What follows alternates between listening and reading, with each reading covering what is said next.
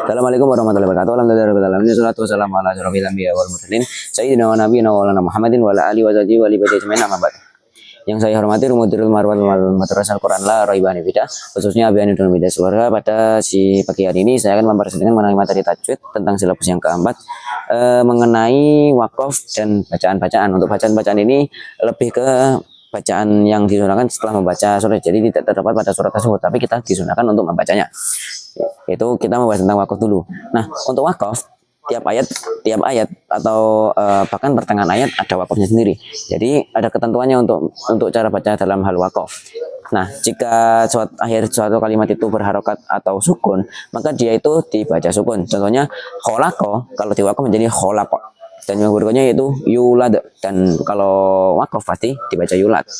Next, jika berakhiran tak marbutoh pada suatu kalimat berakhiran tak marbutoh dan dia wakaf, maka dia dibaca seperti halnya hak. Contohnya pada surah Al-Humazah, wailul likulli humazatil lumazah, bukan lumazat tapi lumazah, karena dia itu tak marbutoh dan berubah menjadi hak karena wakaf. Next, huruf harokat, huruf yang berharokat didahului oleh huruf mati, maka dia dibaca sukun, cuman kayak lebih ke dibaca setengah. Contohnya alhamdu kan misal diwakafkan berarti kan mimnya sukun, dalnya ikut sukun.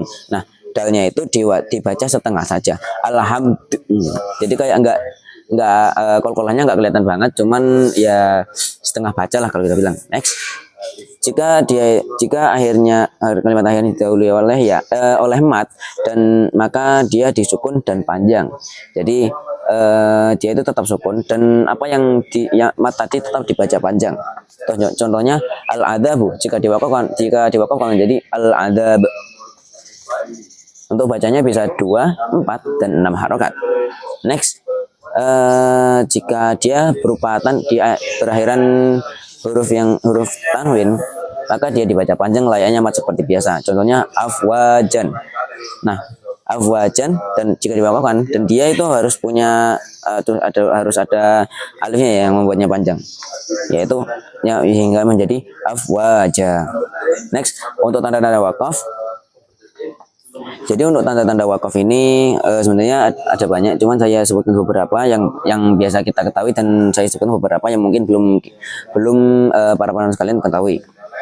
Next, berikut yang pertama yaitu huruf mim. Untuk huruf mim itu mim yang seperti ini ya, bukan mim yang berdiri tapi mim yang nyamping. Nah, itu namanya wakaf lazim, itu wajib berhenti. Next, yaitu huruf to. Untuk huruf to ini namanya wakaf mutlak. Ini jarang ditemui, cuman sebenarnya ada ya. Kalau di Indonesia itu rasanya berbeda. Jadi namanya itu wakaf mutlak, yang itu lebih baik berhenti. Next, ada jim dan za. Nah, untuk keduanya ini memiliki nama yang berbeda, tapi memiliki hukum yang sama, yaitu berhenti dan lanjut itu boleh. Untuk za itu namanya wakaf mujawaz, dan untuk jim itu namanya wakaf jaiz. Next, kof, bukan kof lam ya, tapi kof saja. Jadi kof itu namanya kila wakfun. Nah, kesimpulannya itu ada yang boleh mewakafkan dan ada yang tidak memperbolehkan mewakafkan. Next, lam alif. Untuk lam alif ini seperti yang kita tahu bahwa itu tidak boleh wakaf kecuali karena dia itu ayat. Next, short lam yang artinya al waslu aula itu lebih baik lanjut, dan kof lam itu lebih baik berhenti. Next, 2.3. Nah, ini untuk 2.3 ini tempatnya kayak lebih ke titik 3 terus kalimat atau mungkin kata titik 3 lagi. Nah, itu lebih baik berhenti pada salah satunya. Itu wajib berhenti pada salah satunya. Next, tentang bacaan. Nah, untuk tentang bacaan ini yang saya sebutkan yang 3, yaitu setelah surah Al-Ghasyiyah ayat 4 yang berbunyi fayu'adzibuhum wa'ul adzabal akbar, disunahkan membaca Rabbi a'idni min adzabik. Next, setelah membaca surah Al-Ghasyiyah pada ayat terakhir yang berbunyi tsumma inna alaina hisabahum, maka disunahkan membaca Rabbi hasibni hisaba yasira. Next, setelah surah Atin, setelah membaca surah Atin dengan yang diakhiri ayat alaihissallahu bihaqamil hakimin, maka kita disunahkan membaca bala wa ana ala dzalika minasyahidin. Oke, sekian presentasi saya mengenai materi tajwid silabus keempat yang terakhir tentang wakaf dan bacaan-bacaan. Kurang lebihnya saya mohon maaf. Assalamualaikum warahmatullahi wabarakatuh.